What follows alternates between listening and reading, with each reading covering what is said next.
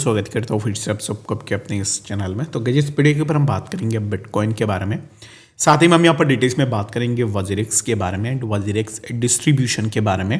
कि exactly distribution कैसे होगी, कब होगी और टाइमलाइन एग्जैक्टली कब तक रहेगी डिस्ट्रीब्यूशन की, तो उसके ऊपर ना इस वीडियो के ऊपर डिस्कस करने की कोशिश करेंगे। तो आप सबसे रिक्वेस्ट यही करूँगा कि पहली बार चैनल पर विजिट कर रहे हो, मेक श्योर अपने चैनल को सब्सक्राइब भी कर दोगे। टेलीग्राम चैनल पे भी ज्वाइन करना चाहते हो, लिंक मैं डिस्क्रिप्शन में डाल दूंगा, वहां से जाके आप जरूर से ज्वाइन भी कर सकते हो। ठीक है, तो सबसे पहले अगर हम आते हैं निश्चल शेट्टी के बारे में कि अभी इस टाइम पे वो क्या बता रहे हैं डिस्ट्रीब्यूशन के बारे में,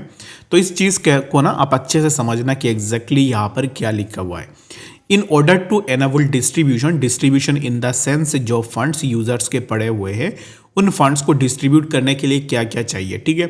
तो in order to enable distribution the scheme needs to be approved by majority creditors, यानी कि ये जो डिस्ट्रीब्यूशन का स्कीम है ये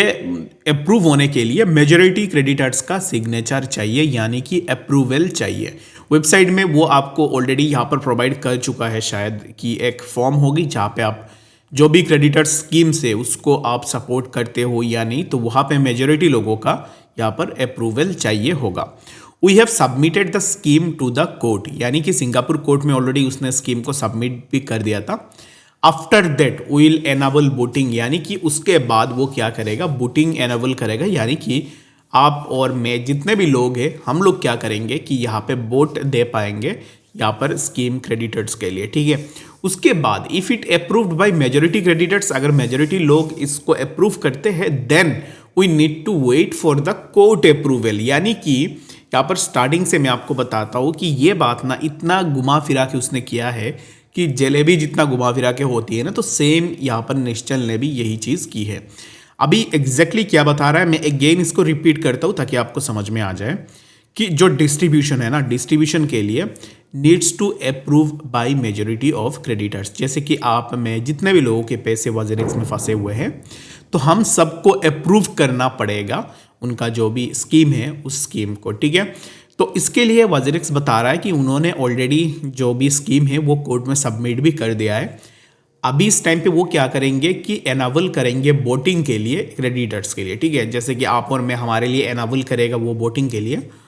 अभी ये जो स्कीम है ये कोर्ट में यहाँ पर अभी इस टाइम पे सबमिट हुई है, ये अगर मेजॉरिटी क्रेडिटर्स की तरफ से अगर उनको यहाँ पर ना अप्रूवल मिलती है, अलोंग विद दैट अगर कोर्ट भी इस चीज़ में अप्रूवल देती है then we can enable distribution. ठीक है, समझ रहे हो कि आपके खुद की पैसे है जो कि आपने अपने हार्ड अर्न मनी कमाया हुआ है, उस पैसों के लिए अब इस टाइम पे वो इतना चक्कर लगा रहे हैं लोग, और वजीरेक्स भी इतना चक्कर लगा रही है ना कि एनाबल करूंगा, अब इस टाइम पे कोर्ट में जाएंगे, फिर क्रेडिटर से बात करेंगे, क्रेडिटर की अप्रूवल लेंगे, उसके बाद जाके आपको पैसे देंगे। अभी मेरा जो क्वेश्चन है ना वो रिमेन्स द सेम कि पैसे जो है ना वो यूजर्स के पैसे है, यूजर्स की हार्ड अर्न मनी है, तो इसमें तुम इतना क्यों इंटरेस्ट हो रहे हो कि यूजर्स के पैसों में। अगर यहाँ पर ना किसी को ये लग रहा है कि वजीरेक्स पैसे बहुत इजीली दे देगा, नहीं देगा, क्योंकि अगर कोई भी सच्चाई से काम कर रहा होता ना तो वो पैसे जल्द से जल्द दे देता, लेकिन इन केस ऑफ वजीरेक्स मेरे हिसाब से पैसे आने में बहुत ज़्यादा टाइम भी लगेंगे। ठीक है, तो ये जो है ना ये घुमा फिरा के जो भी उसने बताया था वो मैंने आपको बता दी है। बहुत सारे लोग बोलते हैं कि आप ऐसे पुराने चीज़ों के ऊपर बात करते हो, लेकिन the thing is that Nischal and WazirX की तरफ से जो भी चीज़ निकल के आती है ना वो समझने के लिए आम आदमी को बहुत ज़्यादा टाइम भी लग जाता है, क्योंकि वो सीधा सीधा बात करते नहीं है, उसमें आपको थोड़ा टाइम देना पड़ता है, उसके बाद जाके आपको समझ में आता है कि अच्छा इसने ये बताया हमें। ठीक है, तो बाकी यही चीज़ है, जितने भी लोग वेट कर रहे हैं अभी तक आपको अगेन वेट भी करना पड़ेगा। ठीक है, तो बात करते हो बीटीसी के बारे में कि एग्जैक्टली बीटीसी में क्या नेक्स्ट मूवमेंट हमें देखने को मिलेगा। तो right now the price of BTC is near around 1 lakh के आसपास अभी इस टाइम पे प्राइस चल रहा है, जहाँ से जैसे मैंने प्रीवियसली भी प्रेडिक्ट किया था कि बीटीसी में हमें एक कंटिन्यूएशन ग्रोथ देखने को मिले, एंड एग्जैक्टली अगर आप देखोगे तो price of BTC is showing A continued growth, और यहाँ से अभी इस टाइम पे हम यही एक्सपेक्टेशन लगाएंगे जहाँ पे अभी इस टाइम पे प्राइस चल रहा है,